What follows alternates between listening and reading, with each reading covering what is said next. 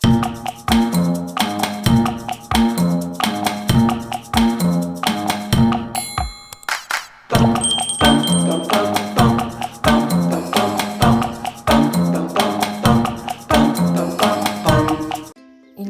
Pak Jamal merupakan salah satu bukti nyata bahwa kehidupan kota yang keras dan tidak dapat dimengerti jalan cerita dengan mudah itu bukan hal yang palsu. Rumah yang biaya sewanya dibayar tiap awal bulan ditujukan bagi mereka yang menjalani kerasnya kehidupan di kota bergaji minim. Bahkan bisa dikatakan kurang untuk mencukupi kebutuhan sehari-hari. Terletak di pinggir kota, serta berlokasi di kawasan perumahan yang setiap hari mengais uang, ada 5 orang yang menempati atap yang sama.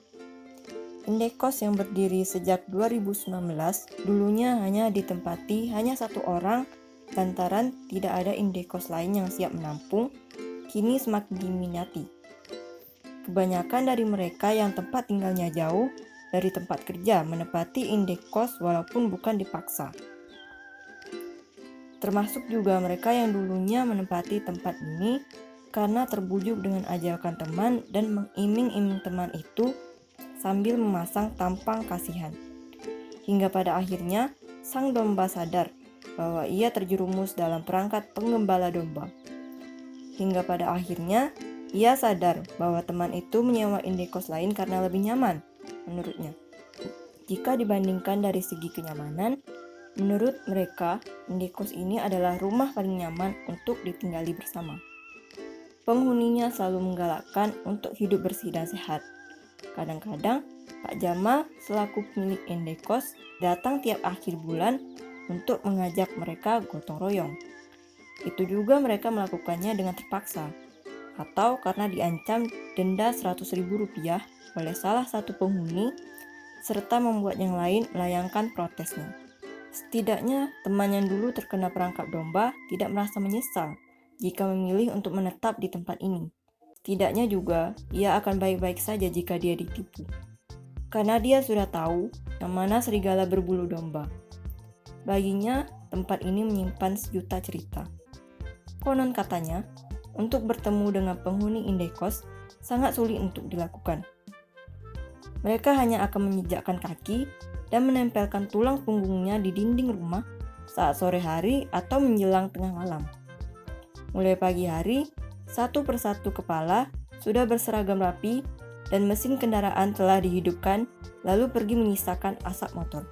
Tujuan mereka meninggalkan rumah untuk sementara waktu adalah mencari sumber penghasilan untuk kehidupan sehari-hari. Lagi pula, tidak ada seorang pun yang sanggup hidup tanpa uang. Setidaknya, mereka harus menabung jika ingin kebutuhannya terpenuhi, dengan syarat setiap hari hanya makan mie instan dan telur. Di kamar paling depan milik salah satu penghuni, ada 2 orang lelaki yang sedang mengunci pandangan ke media komunikasi kesayangannya. Ditemani detak jarum jam dinding yang menunjuk ke angka 7, ruang tidur itu sunyi, seperti halnya suasana malam di luar sana. Akibat hujan yang turun sore tadi, hawa dingin masih terasa hingga malam hari. Hanya satu sisir pisang yang menjadi saksi bisu. Lelaki berkaos polos warna hitam duduk di atas lantai dan menyandarkan punggungnya di lemari kecil. Lelaki berahang tajam itu sedang menggeser layar ponsel atas bawah dengan salah satu ibu jari. Kadang juga dia menggunakan 2 ibu jari. Sudah pasti dia bukan sedang melakukan senam goyang 2 ibu jari. Lelaki satunya berkaos tanpa lengan sedang menyandarkan punggung di penyangga ranjang tidur. Bahkan, lelaki berkaos hitam polos, pemilik ruang tidur ini, tidak protes ketika dia mengangkat kaki telanjangnya di atas ranjang. Jika ada orang yang tidak mengenal mereka, lelaki berambut gondrong itu lebih dianggap sebagai pemilik kamar ini dibandingkan pemilik asli. Di malam itu, dia sedang menggeser touchpad pada laptop. Jauh dari tempat mereka mengisi waktu kosong, terdengar sayup-sayup suara motor selayang pandang. Sebelum suara motor lain melintas beserta suara seseorang yang berseru di malam sunyi. Tidak lama kemudian, terdengar pula suara pintu terbuka. Lelaki berkaus hitam mengalihkan pandangan ke pintu kamar saat ia mendengar suara pintu. Suara itu berhasil mengalihkan atensinya yang sejak tadi tidak kunjung lelah menatap layar ponsel. Raut wajahnya tampak penasaran mengenai sumber suara itu. Siapa sih yang datang jam segini? Tanyanya bersuara yang tidak pasti pada siapa pertanyaan itu ditujukan. Bang JJ kali, paling baru pulang habis ngebabu, jawab lelaki berkaus tanpa lengan yang tidak mengalihkan pandangan dari laptop. Jari telunjuknya masih berada di atas touchpad dan menggeser dengan segenap hati. Sekian detik kemudian, ada seorang lelaki yang melintas di depan kamar. Sebab dia melangkahkan kaki dengan cepat, lelaki yang masih mengarahkan pandangan ke pintu hanya bisa melihatnya sekilas. Walaupun begitu, dia tahu siapa yang baru melintas. Di detik berikutnya, ia mengarahkan pandangan ke lelaki berkaus tanpa lengan. Tatapannya takjub, pupil matanya membesar. Ia berseru untuk mengungkapkan kekaguman, namun hanya mampu dilakukan dalam benaknya. Mungkin dia emang cenayang. Setelah kejadian takjub tidak terencana, ia kembali meraih ponsel yang diletakkan di lantai. Pandangannya juga ponsel dan mulai menyibukkan diri dengan benda kesayangan untuk mengisi waktu kosong. Bang Surya, panggil lelaki berkaus tanpa lengan di sela keheningan itu.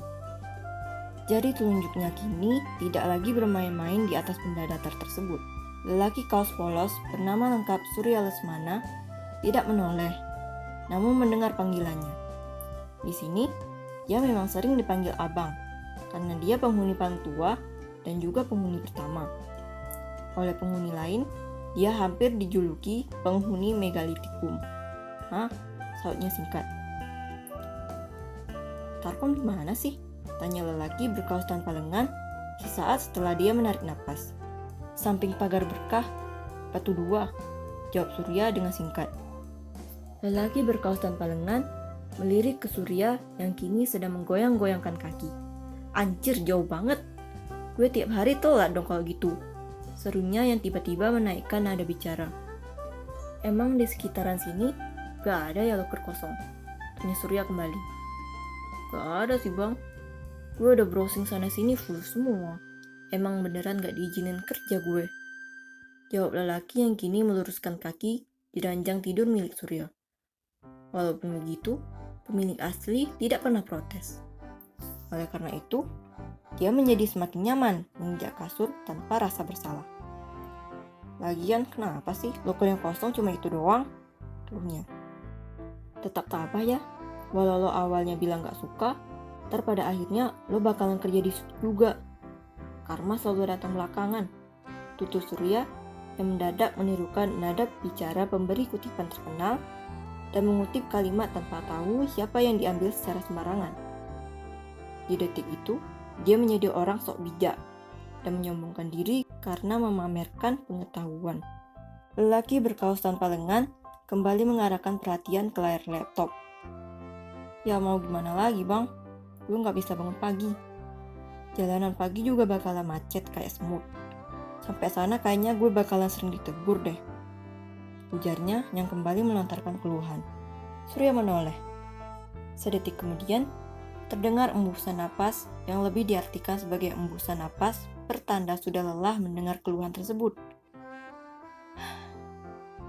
Makanya kalau dibangun orang tuh bangun Doni. Alarm segede tua juga kayaknya bakalan capek ngeliat kelakuan lo. Gerutunya yang kini ikut menaikkan nada bicara. Diomeli Surya bertubi-tubi, lelaki yang dipanggil Doni pura-pura tidak dengar. Semua kalimatnya hanya masuk ke telinga kanan, keluar dari telinga kiri. Kenapa lagi sih bang? Refleks, keduanya segera mengalihkan pandangan ke sumber suara. Seorang lelaki berambut hitam dan berponi, menutupi seperempat dahi, mengenakan kemeja kotak-kotak, dan bermata bulat walau tidak sempurna, berdiri di samping pintu kamar Surya. Ini J, si Doni ngeluhin tempat lokernya yang kejauhan, padahal dia nggak bisa bangun pagi. Lagian dianya yang molor mulu kalau dibangunin. Jawab Surya menerangkan letak permasalahan yang membuatnya hampir meradang. Lelaki kemeja kotak-kotak bernama JJ hanya membulatkan mulutnya sebagai jawaban. Gue numpang nyolong wifi kamar lo ya bang. Kamar gue beneran lelet banget. Siput aja bakal menang kayaknya, ucapnya. Tanpa menunggu jawaban pemilik kamar, ia langsung menjejakkan kaki ke ruang tidur Surya dengan tidak sopan. Kamar lo gak nyampe lagi? Tanya Surya yang kembali tidak mempermasalahkan keberadaan JJ di ruang tidurnya. Karena dia orang yang penyabar. Balok doang. Begitu gue angkat kaki dari jendela, langsung putus. Beneran gak diizinin nyolong gue, jawab JJ yang tanpa dosa menempatkan tulang duduknya di ranjang tidur Surya, serta membiarkan pemilik asli duduk di lantai seperti pengawal bergaji rendah. Tenang aja bang, Doni pasti bakalan bisa bangun pagi kok, sambungnya ke pembicaraan tadi. Surya dan Doni yang masih mengarahkan pandangan ke JJ diam, menunggu apa yang akan dikatakan lelaki itu. Dengan wajah penasaran, mereka tertarik mendengarnya. Dia bakalan bangun kok kalau dipanggil, ujar JJ yang ingin menjawab rasa penasaran mereka. Dia juga menantikan reaksi ini sejak berkeinginan menghabiskan waktu di kamar Surya. Dipanggil dari bawah tanah maksudnya, sambungnya yang kemudian tergelak. Tampak kerutan di sekitar mata ketika dia tersenyum dan tertawa. Surya yang mendengar jawabannya mengulum senyum dan menahan tawa. Sementara itu, Doni yang disindir membelalakkan mata. Anjir, curang banget lawakan lo, gerutunya.